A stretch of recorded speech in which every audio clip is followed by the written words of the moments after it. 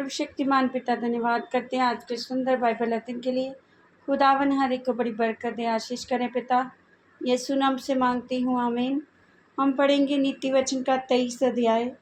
जब तू किसी हाकिम के संग भोजन करने को बैठे, तब इस बात को मन लगाकर सोचना कि मेरे सामने कौन है, और यदि तू अधिक खाने वाला हो तो थोड़ा खाकर भूखा उठ जाना। उसकी स्वादिष्ट भोजन वस्तुओं की लालसा न करना, क्योंकि वह तेरे धोखे का भोजन है। धनी होने के लिए परिश्रम ना करना और अपनी समझ का भरोसा छोड़ना। और क्या तू अपनी दृष्टि उस वस्तु पर लगाएगा जो है ही नहीं? वह उकाब पक्षी के समान पंख लगाकर निसंदेह आकाश की ओर उड़ जाता है।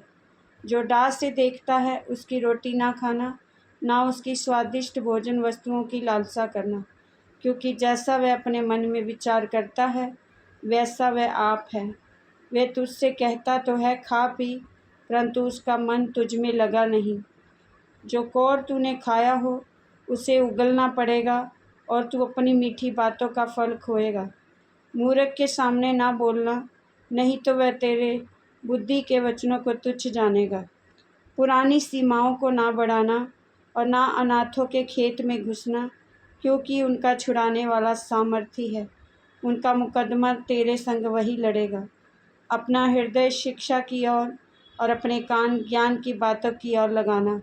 लड़के की ताड़ना ना छोड़ना, क्योंकि यदि तू उसको छड़ी से मारे तो वह ना मरेगा।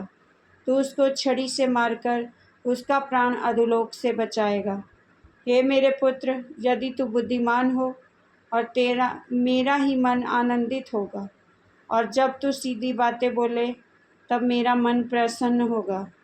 तू पापियों के विषय मन में डाह ना करना, दिन भर यहोवा का भय मानते रहना, क्योंकि अंत में फल होगा और तेरी आशा ना टूटेगी।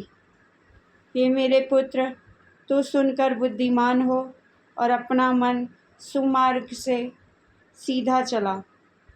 दाख मधु के पीने वालों में ना होना, न मांस के अधिक खाने वालों की संगति करना, क्योंकि पियक्कड़ और पेटू अपना भाग खोते हैं, और पिनक वाले को चिथड़े पहनने पड़ते हैं। अपने जन्माने वाले पिता की सुनना, और जब तेरी माता बूढ़ी हो जाए तब भी उसे तुच्छ ना जानना।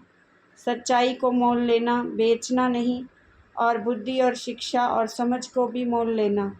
धर्मी का पिता बहुत मग्न होता है, और बुद्धिमान का जन्माने वाला उसके कारण आनंदित होता है। तेरे कारण तेरे माता पिता आनंदित और तेरी जननी मगन हो।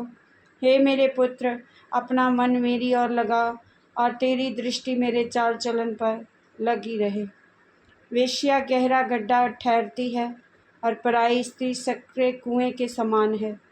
वे डाकू के समान घात लगाती है, और बहुत से मनुष्यों को विश्वासघाती कर देती है। कौन कहता है हाय, कौन कहता है हाय हाय? कौन झगड़े रगड़े में फंसता है? कौन बक बक करता है? किसके अकारण घाव होते हैं? किसकी आंखें लाल हो जाती हैं? उनकी जो दाख मधु देर तक पीते हैं, जो मसाला मिला हुआ दाख मधु ढूंढने को जाते हैं।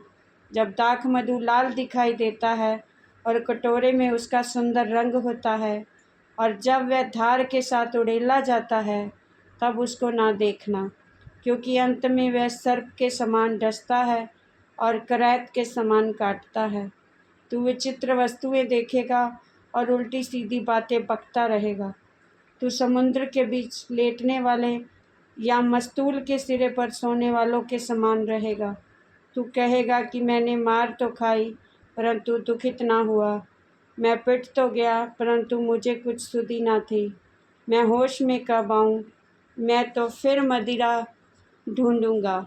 इस वचन के द्वारा प्रभु ब्लेस करेंगे सबको। जय मसीह की। आमीन।